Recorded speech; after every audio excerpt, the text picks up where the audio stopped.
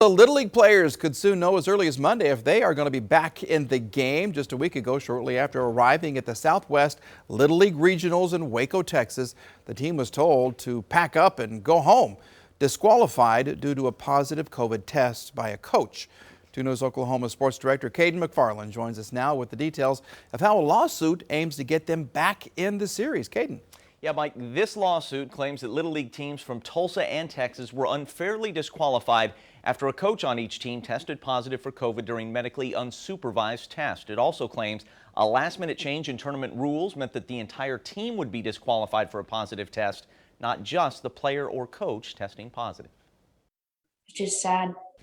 Grayson Pohl couldn't believe his team was losing its chance to play. It was heartbreaking because we have been practicing for like 3 months. He and his teammates poured their hearts into the game they love for the chance to play on national TV and maybe even make it to America's iconic youth tournament, the Little League World Series. The team and its coach, Sam Treat, had their dreams crushed after a spit test returned what appeared to be a positive result. It was the hardest thing I've ever done as a human being, is to tell these 13 kids that they're disqualified from participating in something that they've always wanted to do.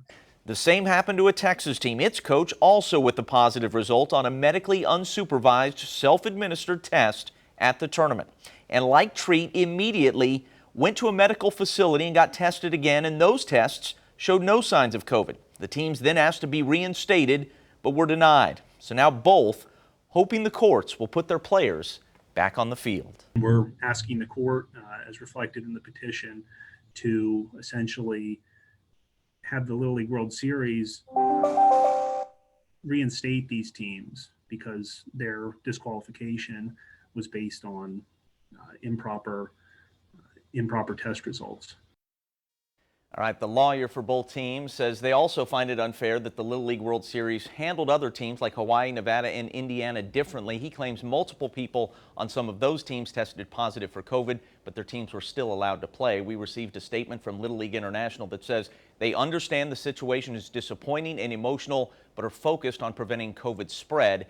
They say they strongly disagree with the legal action taken by the teams and the tournament to delay the tournament or the start of the World Series, and will vigorously defend itself against these legal actions.